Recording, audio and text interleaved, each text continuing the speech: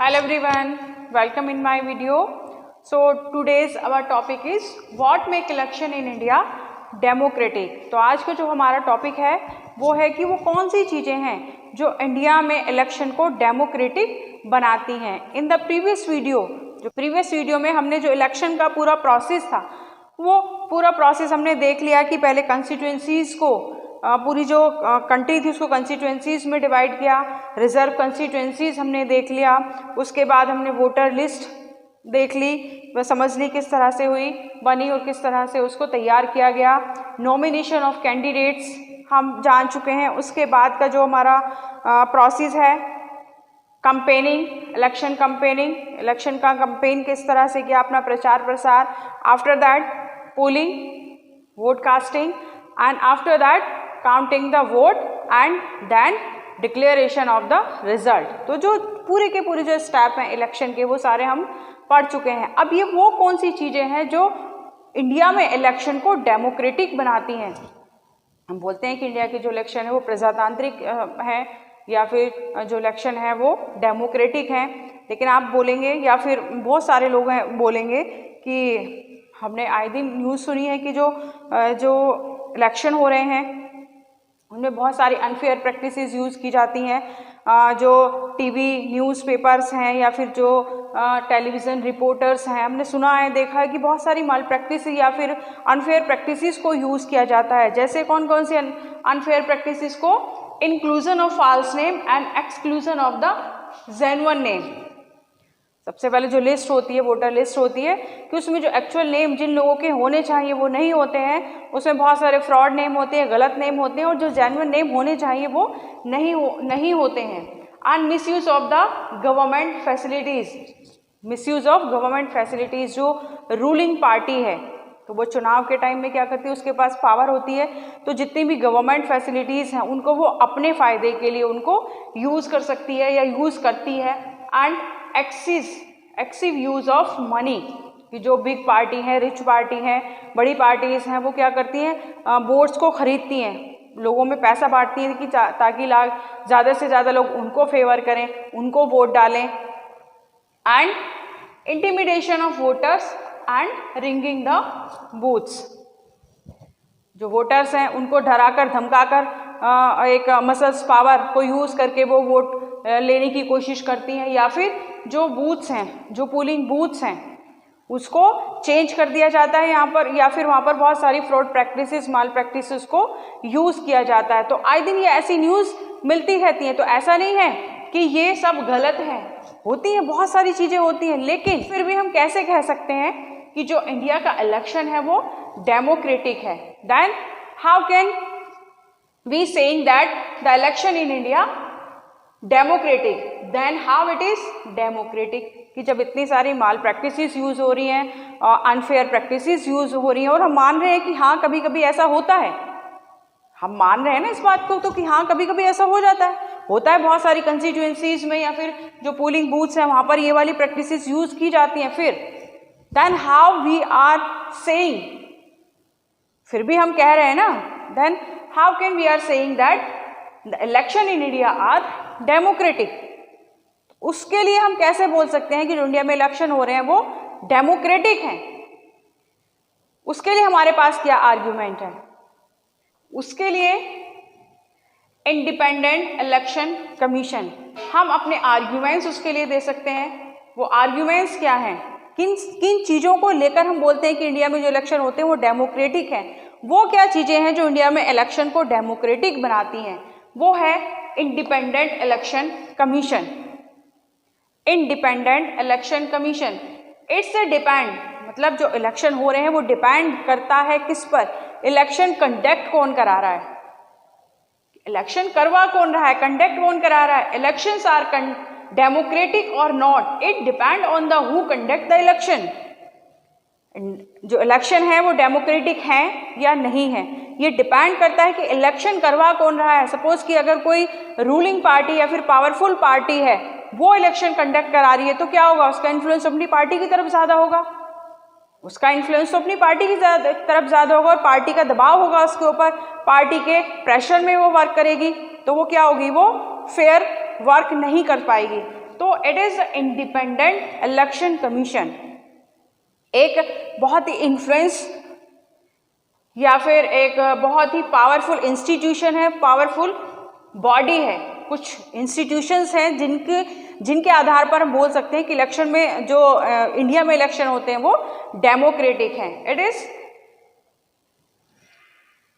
Independent election commission, it is a independent body, किसी के भी इन्फ्लुएंस में वर्क नहीं करती, बिल्कुल इंडिपेंडेंट है। कैसे?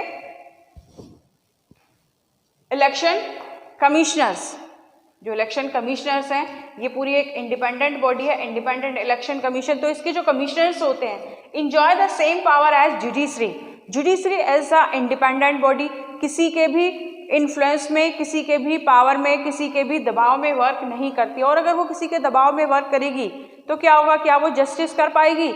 नहीं कर पाएगी। उसका इन्फ्लुएंस कहाँ रहेगा? उसका इन्फ्लुएंस उसी पार्टी की तरफ रहेगा या उन्हीं लोगों की तरफ रहेगा जिससे वो बिलोंग करती है। तो इसीलिए जैसे जुडिशरी एक बिल्कुल इंडिपेंडेंट बॉडी है, किसी के भी इन्फ्लुएंस में, किसी के भी दबाव में वर्क नहीं करती है, उसी की तरह जो इलेक्शन कमिश्नर्स हैं उनके पास भी एक इंडिपेंडेंट पावर होती है कि वो उसी पावर को लेकर बिल्कुल कोई भी उसको अंडर प्रेशराइज नहीं कर सकता है, किसी के भी पावर में आकर या फिर किसी के भी दबाव में आकर वो वर्क नहीं करती है। अब ये जो इलेक्शन कमिश्नर्स हैं वो अपॉइंट कैसे होते हैं? तो इलेक्शन कमीशन या फिर जो चीफ इलेक्शन कमिश्नर है, it is appointed by the president of India. जो इंडिया के प्रेसिडेंट हैं वो इनको अपॉइंट करते हैं। किसको? CEC, chief election commissioner. सारा का सारा जितना भी इलेक्शन का वर्क है, जो भी इलेक्शन के डिसीजन है, इलेक्शन किस तरह से कंडक्ट कराया जाएगा, इलेक्शन कब कंडक्ट कराया जाएगा, कितने लोग वर्क करेंगे, कितनी कंस्टिट्यूएंसीज बनेंगी, सारा का सारा जो वर्क है वो किसका है? जो इलेक्शन कमीशन है। तो जो चीफ इलेक्शन कमिश्नर है वो प्रेसिडेंट उनको अपॉइंट करते हैं और प्रेसिडेंट के अपॉइंट करने के बाद बिल्कुल वो एक फ्रीली इंडिपेंडेंट बॉडी की तरह वर्क करती है। ना तो वो it is not answerable to the president और द गवर्नमेंट कि वो क्या वर्क कर रही है, क्यों कर रही है, क्यों नहीं कर रही है। वो ना तो प्रेसिडेंट को वो आंसरेबल है, ना ही वो गवर्नमेंट को आंसरेबल है। And it is virtually impossible to remove. जैसे हमने जो चीफ जस्टिस हैं जुडिशरी में देखा, हमने जो चीफ जस्टिस हैं जैसे उनको अपनी पोस्ट से हटाना, रिमूव करना एक बहुत ही डिफिकल्ट टास्क है, बिल्कुल उसी की तरह से जो सीईसी हैं, चीफ इलेक्शन कमिश्नर हैं, उनको भी अपनी पोस्ट से रिमूव करना बहुत ही डिफिकल्ट टास्क है कि एक बार उनको अपॉइंट कर दिया तो वो वहाँ से रिमूव उनको नहीं किया जा सकता। It is the impossible task. ये तो हमने जान लिया किसका, कि जो इलेक्शन कमिश्नर्स हैं वो कैसे अपॉइंट होते हैं और कैसे वर्क करते हैं। जो स्टेट लेवल पर जो इलेक्शन कमिश्नर हैं और जो सेंट्रल लेवल है उस पर वो चीफ इलेक्शन कमीशन वर्क करते हैं। उन्हीं के सारे डिसीजन होते हैं कि किस तरह से इलेक्शन को कंडक्ट कराया जाएगा, कौन लोग वहाँ पर आएंगे, कौन लोग ड्यूटी देंगे।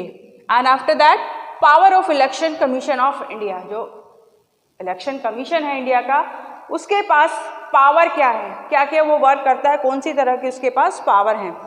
Then it take decision on every aspect of conduct and control the election. मतलब from the very first day it is announcement of the election, announcement of election से लेकर डिक्लेरेशन ऑफ द रिजल्ट। जिस दिन announcement होता है election का और वहां से लेकर सारे जो प्रोसेस हैं, सारे जो स्टेप हैं, सारे जो एस्पेक्ट्स हैं, वो किस तरह से कंडक्ट होंगे, ये सारे डिसीजन कौन लेता है? इलेक्शन कमीशन लेता है। और गवर्नमेंट उसमें कोई इंटरफेयर नहीं कर सकती, बाकी की जो भी बॉडीज़ हैं वो इसमें इंटरफेयर नहीं कर सकती हैं। जितने भी डिसीजन हैं वो सब इलेक्शन कमीशन के ही होते हैं और इलेक्शन कमिश्नर किसी को भी आंसरेबल नहीं है। And it implements code of conduct. इससे प्रीवियस वीडियो में पढ़ा था कोड ऑफ कंडक्ट। जब इलेक्शन होते हैं, इलेक्शन कंडक्ट कराए जाते हैं, तो जो इलेक्शन कमीशन है वो जितनी भी पार्टीज़ हैं उनके लिए कुछ रूल्स एंड रेगुलेशंस को फॉर्म करते हैं, और वो जितने भी रूल्स एंड रेगुलेशंस हैं जिसको कोड ऑफ कंडक्ट, आचार संहिता कहा जाता है, उसी के उस लाइन के अंदर रहकर, उसी के अंदर रहकर, मतलब उसको फॉलो करके सारे वर्क किए जाते हैं।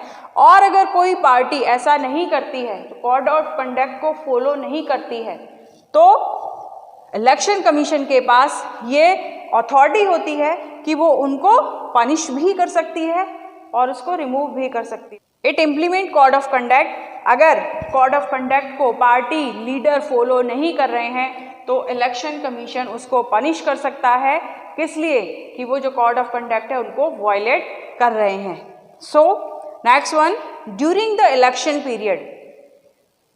ड्यूरिंग द इलेक्शन पीरियड, जब इलेक्शन का प्रोसेस चल रहा होता है, जब इलेक्शन पीरियड चल रहा होता है, it can order to the government to follow some guidelines. तो वो कुछ गाइडलाइंस गवर्नमेंट को फॉलो करने के लिए बोलता है। कौन? Election commission. क्या गाइडलाइन? कि वो अपनी, उनके पास जो गवर्नमेंट के पास जो पावर है वो उन पावर का मिसयूज ना करे। किस तरह से? जो रूलिंग पार्टी है, जो रूलिंग पार्टी है और इलेक्शन हो रहे हैं, तो वो चाहेगी कि उसकी जो अपनी कंस्टिट्यूएंसीज हैं, जहां से उसके जो कैंडिडेट इलेक्शन में खड़े हो रहे हैं, तो वो अपने जो फेवरेट ऑफिसर्स हैं, गवर्नमेंट ऑफिसर्स हैं, उनको वो क्या करेगी? ट्रांसफर करके उस कंस्टिट्यूएंसी में अपॉइंट कर देगी, या फिर कुछ दूसरे जो ऑफिसर्स हैं उनका ट्रांसफर कहीं और कर देगी। तो ये इलेक्शन कमीशन गवर्नमेंट को भी ऑर्डर दे सकता है कि वो जो गाइडलाइन है उनको फॉलो करे, और अगर उसे ज़रूरत लगती है या ज़रूरत पड़ती है तो इलेक्शन कमीशन भी कुछ ऑफिसर्स को ट्रांसफर कर सकता है।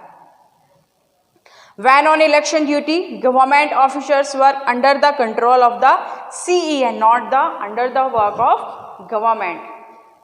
जो बहुत सारे गवर्नमेंट ऑफिसर्स हैं उनकी ड्यूटीज़ लगती हैं इलेक्शन में।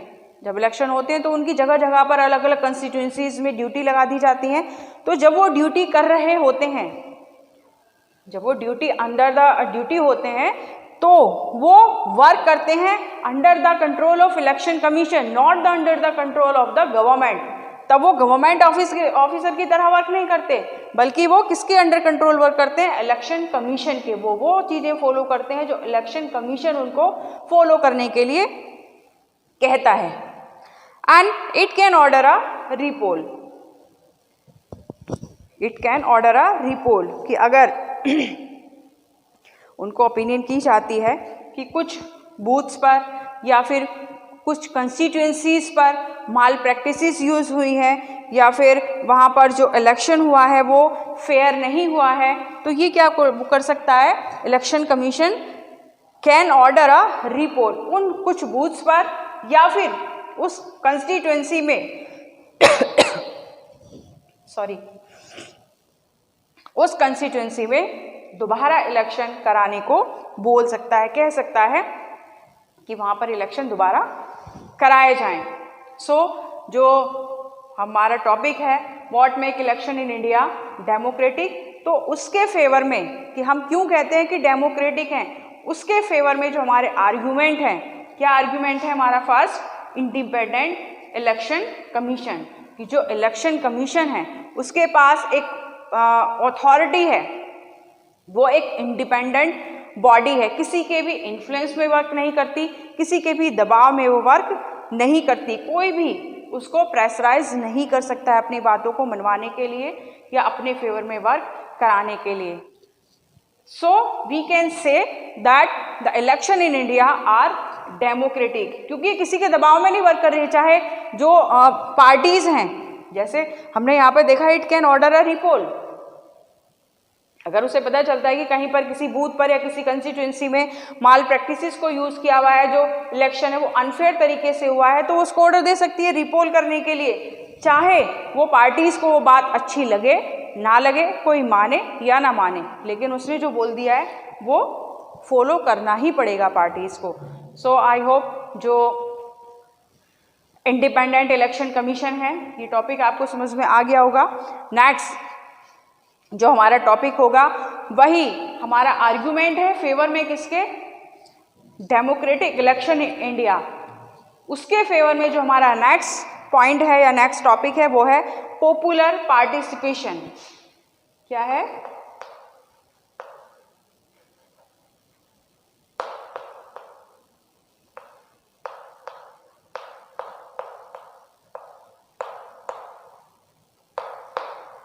Popular participation. So it is our next arguments or our next topic. तो मिलते हैं नेक्स्ट वीडियो में। Till then good bye, take care.